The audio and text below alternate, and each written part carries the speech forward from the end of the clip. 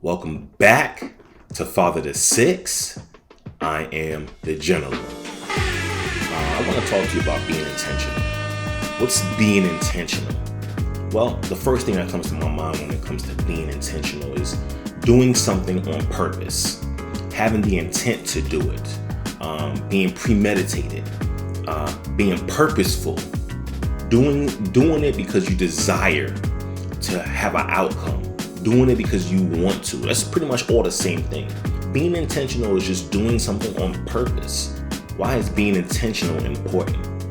Well, you ever have a goal, ever had a goal, a desire, something that you want to do in life, and it just seems like you can never ever get there, or you get close or not close enough, or maybe you don't even start. You just have the idea, plan it in your mind. You're just like, this is what I want to do. It's great, and it look gravy in your mindset and when you dreaming and writing it down. But when it comes to reality, it ain't moving. You know what I mean? So being intentional will help you achieve your goals and desires. I'm about to show you how. First, let's start with intentionality. Intentionality is relevant to today's life decisions in that our thoughts, beliefs, desires, and intentions are directed towards certain goals or outcomes. And these mental states guide our actions and our decisions. For example, when you want to go to the grocery store, the intentionality of your decision is directed towards buying food.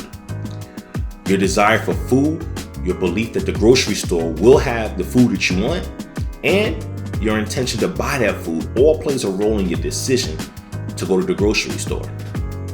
How can this apply to me? That's what you're probably asking. Hey, General, how does it apply to me? Well, here's a quick, simple guide to help you along. The first things first, you got to make a decision, man. A decision. What kind of decision? A decision that you're going to make or stand by that. You know what? I'm going to be intentional. I'm going to start thinking about what I want to do and then executing. If you're not there, then don't even go forward. And the analogy I use is, you ever have a friend, a buddy, or an associate who, for instance, I'm from Brooklyn. So during those times, everybody's like, yo, I'm about to drop an album, bro. About to drop my single, about to drop my EP. And that person that always tells you that, they never, ever drop it. It's always a reason, an explanation, or a cause to why they don't have it. So when they tell you again, yo, I'm about to get that single out, in your mind, what you thinking? Exactly. No, you ain't. No, you ain't. Right? Do you believe or do you think about yourself in the same way? So when you say things, is your subconscious telling you, nah, you ain't gonna do it? You say you gonna do it, but let me see, I gotta see it first. Or you had those moments of self-doubt? You see what I'm saying? We all been there. We all gone through it. Some of us are still going through it right now. But the one thing I'll tell you is you're not alone. Here's a guide right here. Making a decision. That's number one. Let's make the decision. Number two, let's have clear goals. Clear goals. What's clear goals? Goals that you don't have to keep asking questions to. What's my goal? My goal is to go to the store, right? To get X, Y, and Z.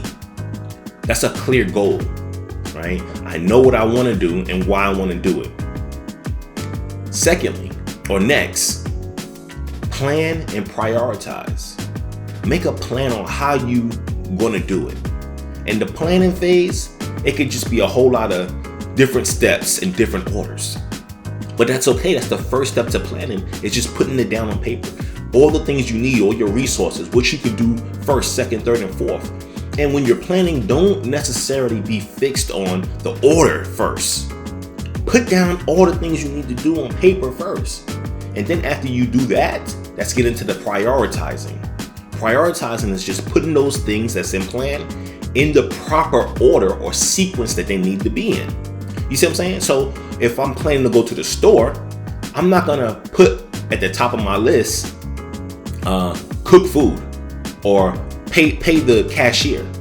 You see what I'm saying? Because that's not in the proper order. The proper order is, all right, let me get my clothes together, let me get dressed, let me get in the car, and you know how you do when you go to the store. It's about putting things in order when it comes to prioritizing. And a lot of times prioritizing may be a little difficult for some. We've all been there where we feel like, or we're not sure which thing should go first, which one should go second. You know what? That's not sit there and just be bombarded with what should go first and second. Just go down the line and just ask yourself, should this be first or should this be second? Should this be third? Should this be fourth? You see what I'm saying? And the more you are stuck at that area, the less you're going to execute. So just do your best. That's all I'm saying. Do your best when it comes to prioritizing. Next, be present and mindful. Be present and mindful. Be present means to be in the situation at that moment, right? So while I'm making my plans, while I'm prioritizing, okay, am I present in the moment of when I'm going to be doing this? Is this a realistic thing I can do in the present time? Do you see what I'm saying? So if I'm planning to go grocery shopping, for example, today, can I really go grocery shopping today? Because dang, I gotta be at work. I gotta pick the kids up. I got other stuff I gotta do. So are you present in the time frame that you are making the goals for? Mindfulness is pretty much the same thing. It's just the state of being present and fully engaged in the current moment, not having judgment, but it also involves paying attention to your thoughts, your feelings, and your physical sensations in a non-judgmental way, but also being curious about it. I know that's a lot, right? So let me just break it down. Pretty much, I'm thinking about everything that has to go in play when it comes to my plan, with my intentions, being present and mindful. So in me being present and mindful, I'm not only in the moment, but I'm thinking about all the things that all the things that relate to me doing it. So for instance, my single parents, or those who just drop the kids off to grandma's or whatever, babysitter or whatever the case may be. Am I being mindful how this will affect that individual or the environment around me? What you mean, General? I can't go grocery shopping right now because in 10 minutes the bus is coming. So I gotta pick up baby off the bus. You see what I'm saying? Are you mindful of the time period or the time that you need to go to the store? Are you thinking about it? How is that going to affect the other people around me? If I am picking up baby from the bus stop, what's going to happen? Do you get what I'm saying? So I'm being present and mindful. I'm thinking about all the other things and all the other people that I'm affecting while I'm executing this task or this intention. Next, eliminate distractions. Eliminate distractions. Y'all know what distractions are. That phone, right? Being on social media, texting, maybe you going through the music list, you know what I mean? You know what's distracting to you, And the best bet for you to do is give it your full attention, your 100% attention. Because if you're not giving it 100, right, then you're giving it less than that. Does your desires, your goals, your intentions require you to give it 100%? And if it does, go ahead and do it. Don't shortchange yourself. Distractions, things that take your attention away from the thing that you want to be doing. It takes your attention away from the thing you want to be doing. For example, if you're trying to study for a test, but you're on the phone and the phone keep buzzing with notifications, and that's distracting. Or if you're trying to focus on some homework, right, where my students at, but your friends keep talking to you, you keep texting, or maybe they right there next to you. I have a study group, who do study groups now? I do it on, but that's distracting too. Distractions can make it hard to stay focused and get things done. Focus means that this is what I'm looking at, what I'm doing. I'm only concerned with this. That's what focus is. Next, reflect and review. Reflect and review. Take time to reflect on your progress and review your goals. You got to do this regularly. Why it's important? Maybe you may need to reprioritize your goals. Maybe you need to reprioritize your plan, the way you're doing things. Sometimes you're like, well, you know what? This looked like a good plan right here. As I'm executing, Oh snap, I need to change things up. Maybe I can't do my thing on Tuesday. I gotta do it on Wednesday. Maybe I may not be able to do this here. I might be able to do it there. Okay? Take time to reflect on your progress. Progress meaning how far have I come up until this point in time, right? Should I have been going faster? And a lot of times people think, like, man, I should have been here. I should have been. No. I'm not saying to rush yourself, but what would take a long period of time and a short period of time. When you're making a plan, right, you should have goals and time periods also. So reflect on that. How's my progress going? Am I moving faster than my goals? Or am I moving slower than my goals? Or am I right on target? This will help you stay on track and make adjustments as needed. Reflect and review. Next, after reflecting and reviewing, take some action. The most important step is action. Well, second most important step. The first step is making that decision. That's the most important step. The next step, I feel like the most important is taking action. Taking action. Don't wait for the perfect time or the perfect circumstances or for the perfect people to be around. Start taking steps towards your goal right now. Say with me, right now. Right now. Keep in mind the impact of your actions on others and the world. That's pretty much similar to being mindful. Keep in mind the impact of your actions on others and the world. And when I say the world, I mean the world inside you and the world that's outside of you. What you talking about, General? The world in me and the world outside of me. Well, let me explain. The world inside of you, like, is this too much for me? Is my worth like this is overwhelming? You ever felt that overwhelming feeling before, right? Can you really work in an overwhelming feeling? Maybe I need to reprioritize and replan because this is a lot. I need to break down my steps into smaller, achievable processes. So keep in mind the impact of your actions. Maybe it's not impacting you as much, but maybe it's impacting somebody else that's around you. Maybe your partner, maybe your people that's helping you out. Is it impacting them in a negative way more than it's supposed to, or just negatively anyway? So keep in mind of the impact. What's my impact on the actions that I'm taking? How is it affecting others? Not only me, but those around me, my inner circle, and those who are further out. How is it affecting everybody around me? And finally, keep it consistent. Keeping it consistent is difficult for some. I know sometimes it's hard for me sometimes to be consistent. Consistent means that you got to continuously doing it over and over and over again. And you're like, man, when am I find this rhythm? Some people find that rhythm in the first 7 days, believe it or not. Others in the first 21. Others is like, give me that first 30 and I'm straight.